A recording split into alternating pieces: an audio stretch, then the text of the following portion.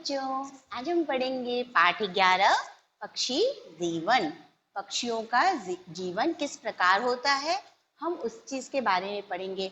अनेक प्रकार के पक्षी दुनिया में पाए जाते हैं, लेकिन कभी किसी ने सोचा है कि उनका जीवन किस प्रकार होता है, किस प्रकार व्यतीत करते हैं, वो क्या करते हैं, कैसे अपने बच्चों को पालते हैं, किस तरह उनके अंडों को बचाते हैं सबसे।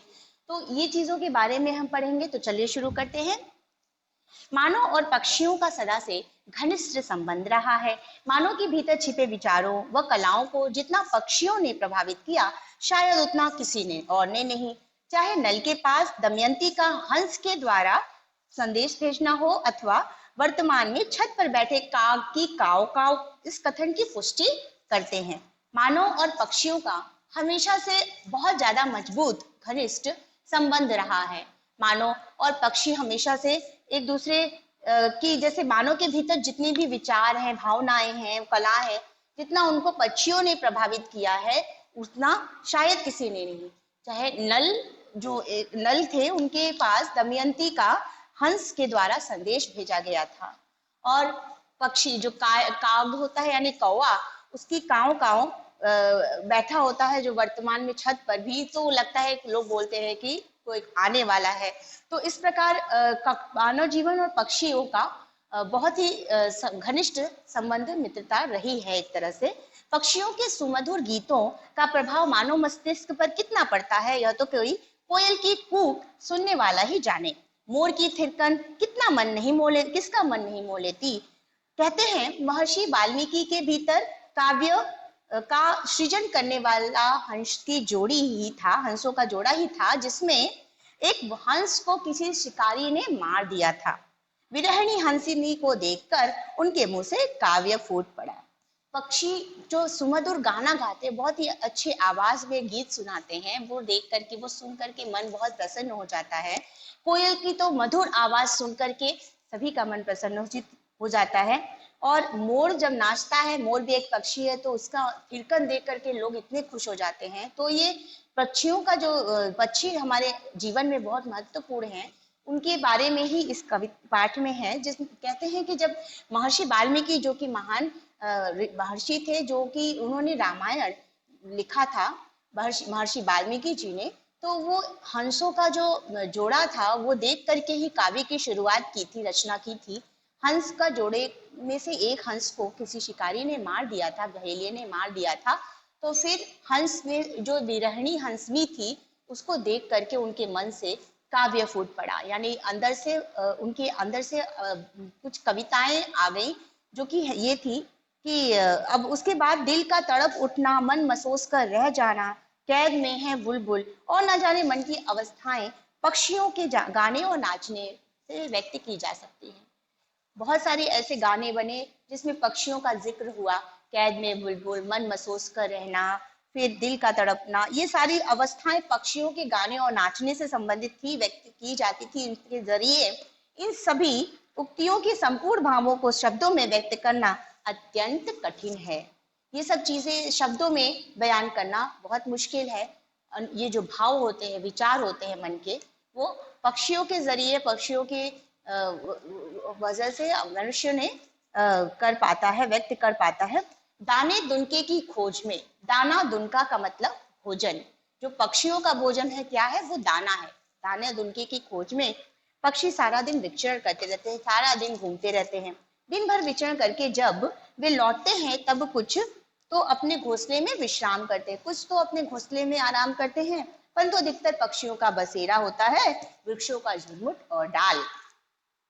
यहाँ वे बैठकर वे रात बिताते हैं। जल पक्षी तो जल में ही बसेरा लेते हैं। विश्राम हेतु शयन का सबका ढंग भिन्न भिन्न होता है। सोने आराम करने का जो ढंग है, हर पक्षी का अपना अलग अलग होता है।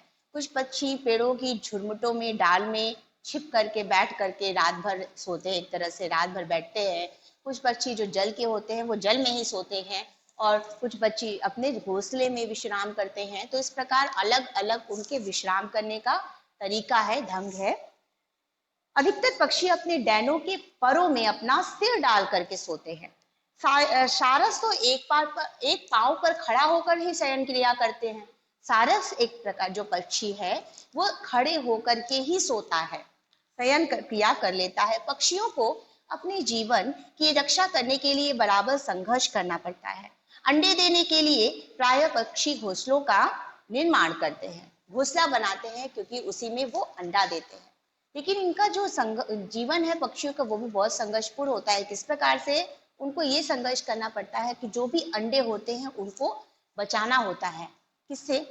जब अंडे देने और बच्चों देने का समय पैदा होता है, पैदा होने का समय होता है, तो माता पिता और बच्चे सबके लिए खतरा ही खतरा रहता है। पक्षियों के लिए जब अंडे देने का समय आता है, तो या तो बच्चों के पैदा होने का समय आता है, तो माता और पिता दोनों के लिए, पक्षियों के लिए खतरे का समय हो, हर जगह खतरा। किस प्रकार? उनके आसपास जितने जानवर वो खाने की कोशिश करते हैं उनके अंडों की, छिपकलियां, सांप, चूहे, गिलहरियां, बंदर और यहाँ तक कि स्वयं मनुष्य भी इनके अंडे ढूंढता फिरता है। दूसरे पक्षियों पर भी यकीन नहीं किया जा सकता है। ऐसे में सुरक्षा के लिए पक्षी जमीन के अंदर, नदी के किनारे सुरंग बना करके उसके अंदर अंडा देते हैं।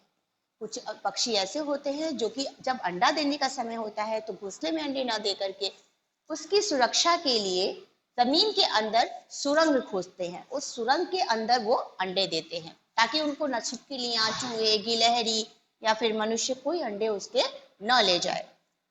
जैसे अबाबील, अबाबील एक पक्षी है जो कि ऑस्ट्रेलिया में है। ऑस्ट्रेलिया का एक और पक्षी मेगापोड, जो कि अपने अंडे बालू में देता है, बालू में गाड़ देता है अंडे दे करके। टिटहिरी अपने अंडे जमीन पर ही दे देती है। इनके अंडे आसपास की चीजों से रंग रूप में इतने मिलते जुलते होते हैं कि इन्हें ढूंढना मुश्किल हो जाता है। अंडे जो टिटहिरी देती है कि वो आसपास में जो आसपास के रंगों में इतना तब्दील हो जाते हैं, वो दिखाई नहीं देते हैं, ढूंढना इनका मुश्किल हो जाता है, इसलिए वो जमीन पे अंडे देती है। अधिकतर पक्षी वर्ष में केवल एक ही बार अंडे देते हैं। हर अंडा नहीं, एक ही बार अंडे देते, किंतु यदि अंडा किसी कारण नष्ट हो जाता है ना, तो वो दोबारा भी अंडे दे सकते हैं। एक बार वर्ष में कुछ पक्षी एक ही बार अंडे देते हैं। हर अंडा अंडाकार हो ऐसा जरूरी नहीं है। ये ऐसे स्थान पर जहां अंडा लुढ़कने का, मतलब इधर से उधर लुढ़कना का ज्यादा खतरा होता है, खतरा ज्यादा ना हो, वहां गोल अंडे पाए जाते हैं। ऐसी जगह होती है जहां पर कि अंडे को लुढ़कने का जगह ना हो, वहां पर गोल गोल अंडे पाए जाते हैं उन स्थानों पर पक्षियों के। टिटहिरी तथा उसी कुल के अन्य पक्षियों के अंडे नाशपाती की शक्ल के होते हैं।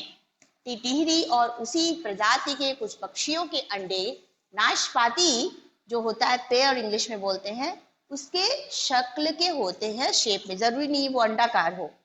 हर अंडे का नुकीला सिरा, उसका पॉइंटेड जो सिरा होता है नुकीला, वो भीतर की ओर, अंदर की ओर होता है पॉइंटेड वाला सिरा, नुकीला सिरा, ताकि सारे अंडे कम से कम जगह को घेरे।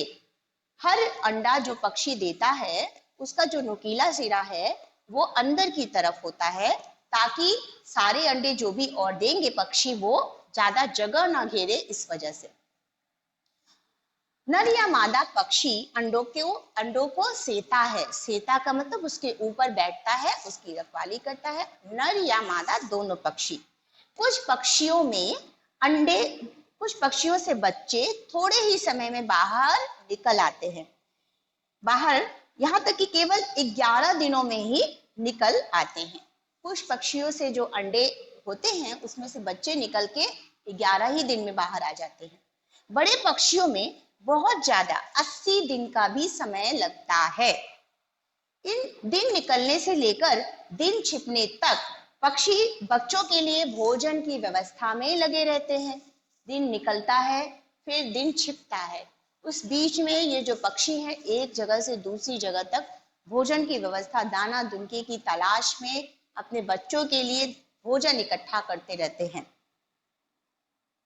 कुछ पक्षी अपने बच्चों को आधा पचा हुआ भोजन खिलाते हैं, जो कि अभी आधा पचा हुआ भोजन कुछ पक्षी अपने बच्चों को खिलाते हैं।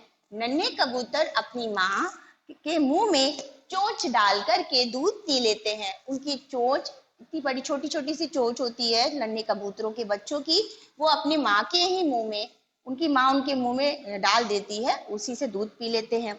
इस दूध में कई कुछ प्रकार के एक प्रकार का रस होता है, रस जिससे और कुछ अधपचा सा भोजन होता है, आधा पचा हुआ सा भोजन भी होता है और एक प्रकार का रस होता है। संतान के लालन पालन में वे अनेक कष्ट उठाते रहे हैं, अनेक कष्ट उठाते रहते हैं। अपने बच्चों के पालने में जो पक्षी हैं वो बहुत ज्यादा कष्ट उठाते रहते हैं, हमेशा उनको परेशानियां होती हैं। संतान की रक्षा के लिए वो शत्रुओं को चोट से भी प्रहार करते हैं। अपने बच्चों की रक्षा के लिए वो क्या करते हैं, दूसरे जो पक्षी जो उनके शत्रु, उनको लगता है कि ये शत्रु है हमारे बच्चों की को खाने या फिर उसको नुकसान पहुंचाने के लिए आए, तो वो चोट से प्रहार करते, चोट से उनको मारते हैं, मार करते हैं, ताकि वो चेतावनी देते हैं ऐसा करके। खतरा जानकर पक्षी एक दूसरे को अपनी विशेष आवाज में इस तरह करके चेतावनी दे रहे होते हैं कि समझ जाना है। ऐसे में बच्चे जल्दी से उठ करके लपक करके अपनी माँ के पंखों में के नीचे छिप जाते हैं। जब कोई उनको लगता है कि खतरा है सामने, तो वो चोंच मार करके प्रहार कर करके सामने वाले पक्षी या किसी को जो जानवर जो भी उसके बच्चों के खिलाफ, बच्चों के को लेने आया या पकड़ने या खाने के लिए आता है, तो उसको चोंच मारकर खतरा का वो उनको पता तो चल जाता है ये खतरा है, तो जान करके वो चोंच से प्रहार करते हैं और वो जो छोटे बच्चे होते हैं वो अपनी माँ के पंख में जाकर के छिप जाते हैं। इतने अधिक प्यार और ज्यादा देखरेख के बावजूद भी हर साल पक्षियों के हजारों बच्चे नष्ट हो जाते हैं। इतनी ज्यादा देखरेख करते हैं उनके माता पिता पक्षियों के, उसके बावजूद भी हजारों बच्चे हर साल नष्ट हो जाते हैं पक्षियों के।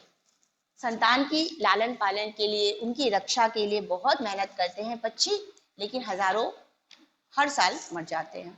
पक्षी शिशु तेजी से शारीरिक वृद्धि को प्राप्त होते हैं। आपने कभी चिड़िया के बच्चों को देखा है?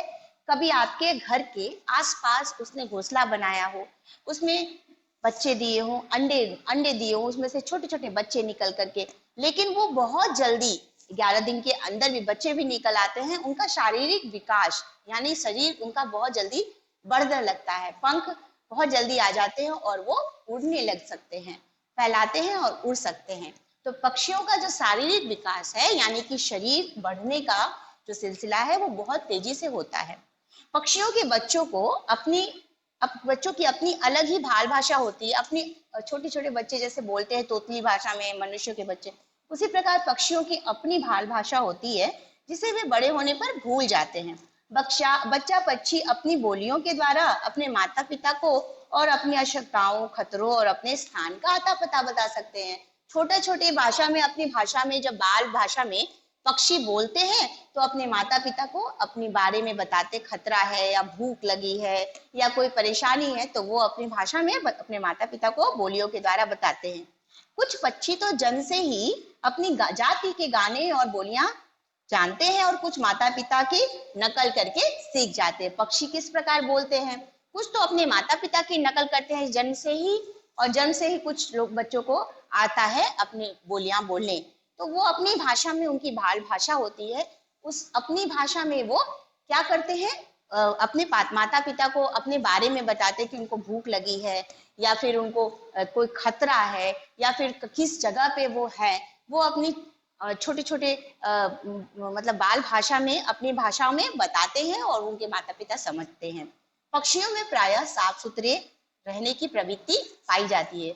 पक्षी भी जैसे मनुष्य को साफ सुथरा रहना पसंद है, मनुष्यों में भी उसी प्रकार पक्षियों में भी अपने आप को साफ सुथरा रहना बहुत अच्छा लगता है, रखना बहुत अच्छा लगता है। जैसे जिस प्रकार मनुष्य अपने केशों की सफाई करता है, उसमें तेल डाल करके मुलायम रखता है, उसी प्रकार पक्षी अपने परों पर का ध्यान रखते हैं। तेल ग्रंथि पूंछ की जड़ में बनी होती है, जहां वे अपनी चोंच मार करके चोंच में चिकनाई भरते हैं और फिर अपने परों पर मलते हैं। जिस प्रकार मनुष्य जाति में क्या है कि साफ सुथरा रहने की प्रवृत्ति है, साफ सुथरा रहते हैं मनुष्य, अपने घर को, अपने आप को साफ सुथरा रखते हैं, उसी प्रकार पक्षी भी अपने आप को साफ सुथरा रखना चाहते हैं। किस प्रकार? वो उनके परों में जो पर होते हैं उसकी पूंछ में एक तेल की ग्रंथि होती है पूंछ की जड़ों में, जिससे कि वो निकाल के अपने परों को साफ करते हैं, उस ग्रंथि से, तेल से अपने परों को साफ करते हैं। इस प्रकार वो स्वच्छ रखते हैं। अनेक पक्षी केवल एक बार अपने पंख साल में एक बार वर्ष में गिराते हैं। परों के गिरने को निमोचन कहते हैं और यह शरद ऋतु में होता है। शरद ऋतु में यानी कि शीत ऋतु के बाद जो ऋतु शरद ऋतु आती है, उसमें अपने पंख को ये साल में एक बार ज्यादातर पक्षी गिराते हैं, गिरा देते हैं, फिर दूसरे पंख उनके अंदर आ जाते हैं। इस पंख को गिराने की प्रक्रिया को निमोचन कहते हैं। जब हर छोटा बड़ा पर गिर जाता है तो उसके स्थान पर नए पर उगाते हैं। कुछ पक्षी वर्ष में 2 बार बसंत और शरद में अपने पर गिराते हैं, पर कुछ एक साल में आधे या पूरे के पूरे पर 3 बार बदल डालते हैं। अनेकों पक्षी, जो ज्यादातर पक्षी साल में एक बार पर गिराते हैं, लेकिन कुछ पक्षी साल में 2 बार भी पर गिराते हैं। शीत और शरद ऋतु 2 ऋतुओं में कुछ तो एक बार, कुछ तो 3 बार भी पर गिरा करके दूसरा पर उनके अंदर आ जाता है, बदल डालते हैं। भोजन करने के लिए पक्षियों के दांत नहीं होते हैं, इसके लिए उनकी चोंचें खासतौर पर बनी होती हैं। वे कैंची का काम करती हैं जो एक दूसरे पर चलती है। कैंची की तरह उनकी जो चोंच है वो एक दूसरे पर चलती है, यानी कि अगर उनको कुछ खाना है, कुछ चीर फाड़ करनी है या कुछ नुकीली चीजों को इस्तेमाल में लेना है तो वो अपने चोंच से ही कर सकते हैं, उनके दांत नहीं होते हैं। इनकी सहायता से उन्हें भोजन ग्रहण करने में सुविधा होती है, आसानी होती है। इसी की सहायता से उनको भोजन खाने में। चील, गरुड़ और बाज, 3 जो पक्षी हैं, चील, गरुड़ और बाज, ये तीनों जो कि मांसाहारी जीव मांसाहारी पक्षी मानते हैं चील को, बाज को। वो अपनी चोंच छोटी और आगे की ओर उनकी मुड़ी होती है। उनकी जो चोंच होती है वो छोटी होती है और आगे की तरफ से मुड़ी सी होती है, जिससे ताकि वे अपने शिकार को तेजी से चीर फाड़ कर सके और उससे मांस छुड़ा सके।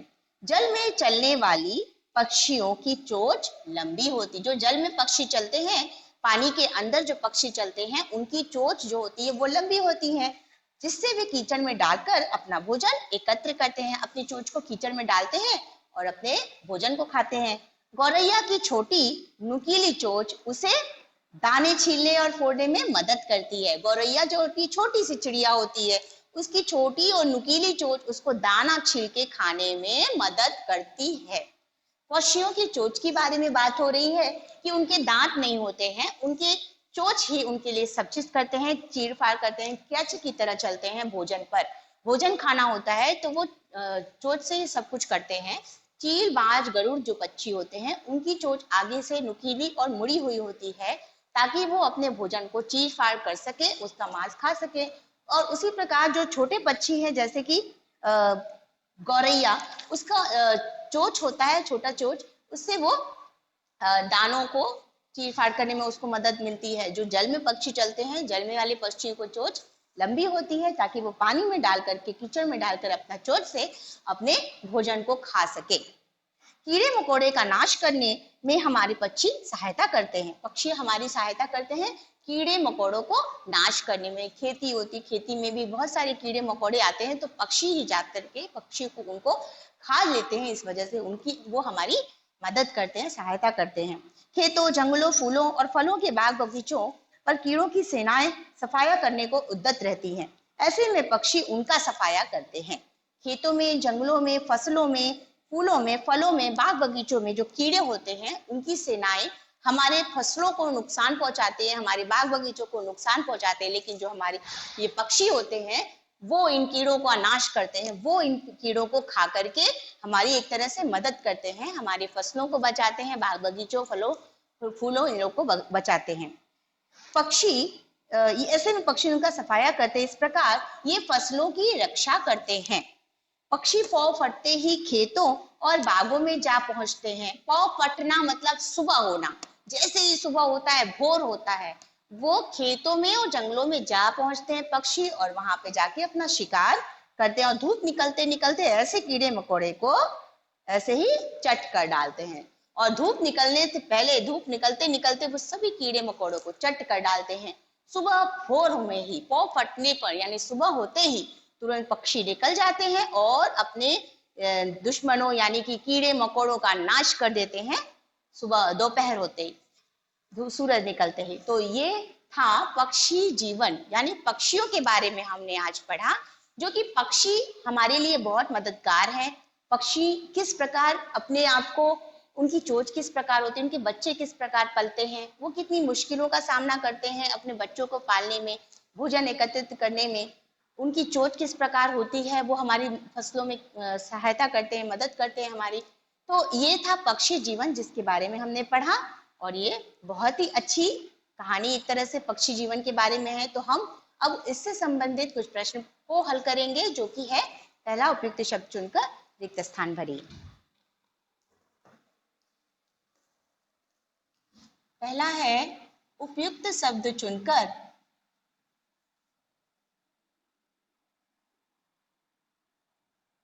रिक्त स्थान भरिए।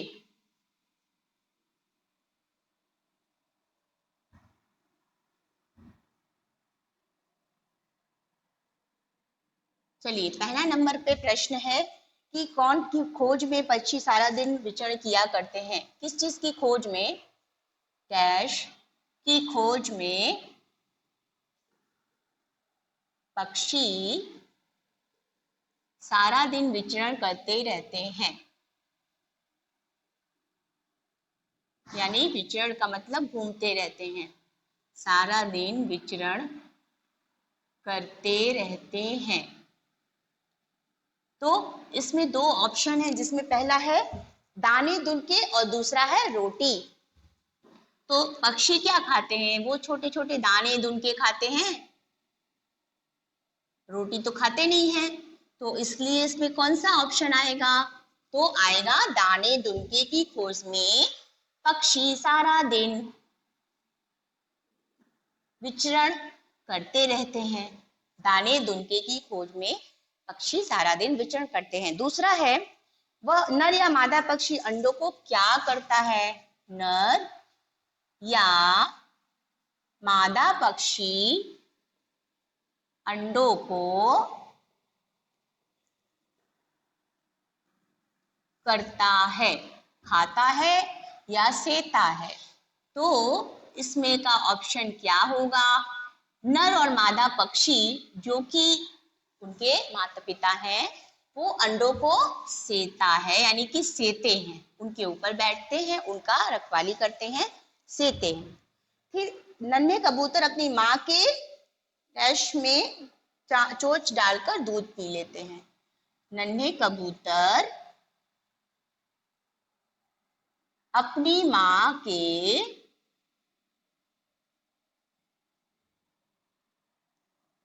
डैश में मुंह डालकर दूध पी लेते हैं। फिर ऑप्शन आता है कि चोंच में या फिर पेट में। पेट में या चोंच में, किस में मुंह डाल करके? तो वो अपने मम्मी के चोंच में मुंह डाल के दूध पी लेते हैं नन्हे कबूतर। तो ये था रिक्त स्थान भरो उपयुक्त शब्द चुनकर, जिसमें पहला था दाने दुनके की खोज में पक्षी सारा दिन विचरण करते रहते, दूसरा नर या मादा पक्षी अंडों को सेता है, और तीसरा नन्हे कबूतर अपनी माँ के चोंच में मुंह डाल करके दूध पी लेते हैं। तो ये पहला। अब दूसरा है, पाठ में से कथन, सही कथन के आगे सही का चिन्ह।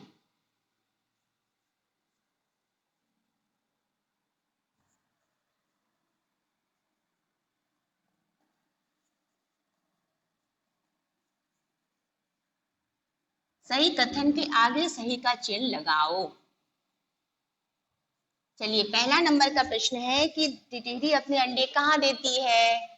टिटहरी अपने अंडे कहाँ देती है?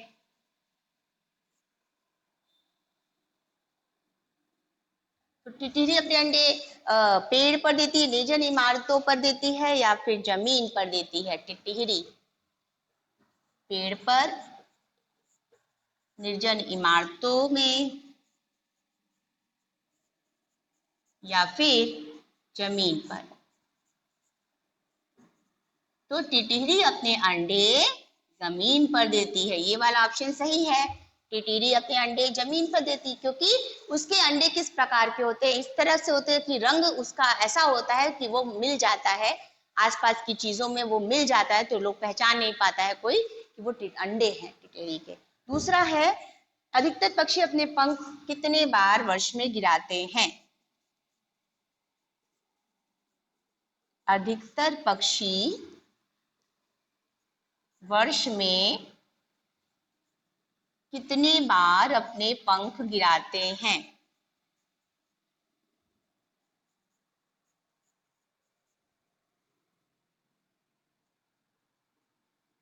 तो इसका ऑप्शन है 1 बार, 2 बार या फिर 3 बार। 1 बार, दूसरा 2 बार, फिर तीसरा है 3 बार। तो 1 बार ज्यादातर पक्षी वर्ष में अपने पंखों को गिराते हैं।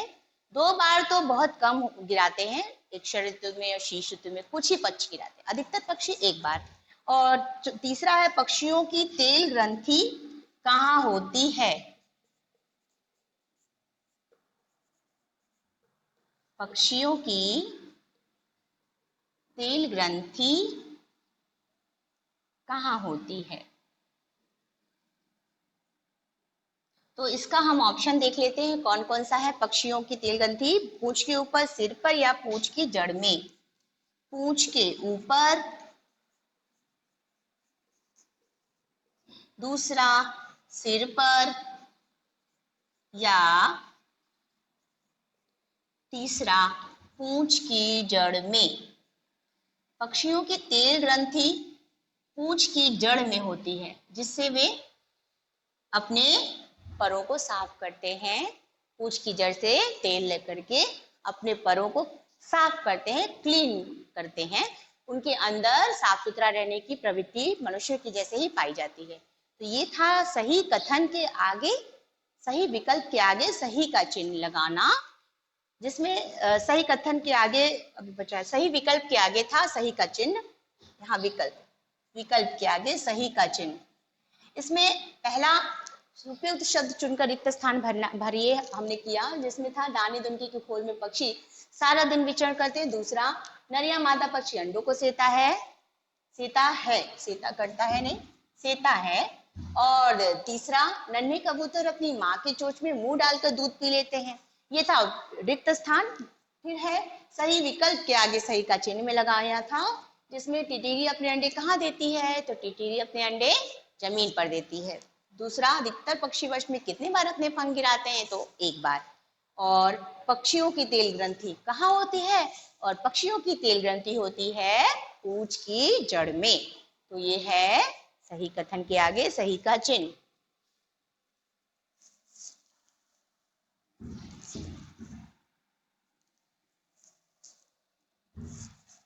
अब हम करेंगे सही कथन के आगे। ये था सही विकल्प के आगे, क्योंकि इसको पहले करना, बाद में करना था, तो ये अब आएगा सही कथन के आगे। अब हम करेंगे सही का चिन्ह लगाना है पाठ के आधार पर।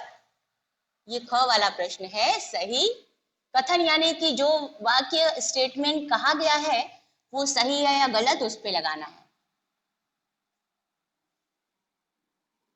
गलत के आगे गलत का चिन्ह।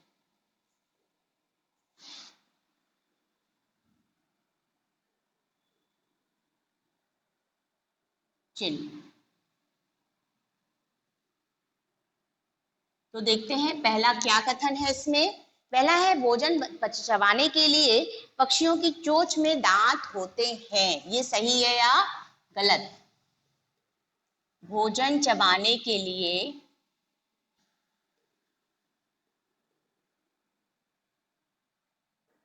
पक्षियों के मुंह में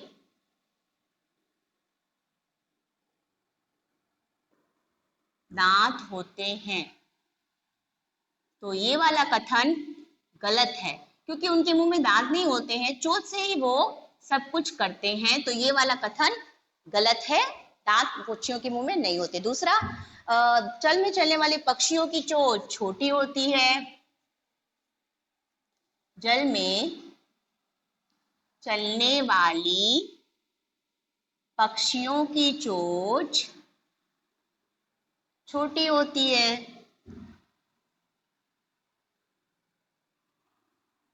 तो ये वाला कथन भी गलत है, क्योंकि पक्षियों की चोंच तो बड़ी होती है जो जल में चलते हैं। जैसे कि सारस, चोंच लंबी होगी तो ही वो कीचड़ में से अपना, जल में से अपना भोजन निकाल के, अपना कीड़े मकोड़े जो भी वो भोजन है वो खाता है, चोंच लंबी होने की वजह से ही। तीसरा है, पक्षियों की तेल ग्रंथि, ये पक्षी शिशु तेजी से शारीरिक वृद्धि को प्राप्त होते हैं। पक्षी शिशु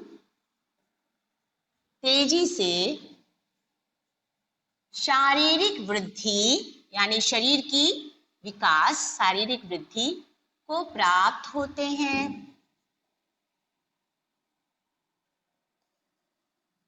तो इसका आंसर क्या आएगा? सही, क्योंकि वो बहुत तेजी से उनका शरीर बढ़ता है, बहुत तेजी से शारीरिक वृद्धि, शारीरिक विकास पक्षी शिशु का होता है। उस पक्षी 11 दिन में ही वो बच्चे बड़े होकर अपने उड़ने भी लग सकते हैं। तो ये था पक्षी जीवन का, हमने 3 प्रश्नों को हल किया, जिसमें पहला रिक्त स्थान भरो, सही विकल्प के आगे सही का चिन्ह और सही कथन के आगे सही का चिन्ह। इसके प्रश्न उत्तर और भाषा बोध हम करेंगे बाद में। अब हम इसके बारे में, मैंने आपको बताया था कि पक्षी जीवन किस प्रकार का होता है, ये आपने जाना इस पाठ से कि पक्षियों का जीवन बहुत ही संघर्षपूर्ण रहता है। पक्षी बहुत ही मुश्किल से दाने की खोज में जाते हैं, अपने बच्चों को दाना भोजन कराते हैं और उनका बच्चे पैदा होने वाले थे अंडों की रक्षा भी करते हैं। उनका जीवन बहुत ही संघर्षपूर्ण है। उनके चोंच के बारे में, उनके परों के बारे में हमने जाना, फिर पक्षी हमारी किस प्रकार से सहायता करते हैं। तो ये था पक्षी का जीवन।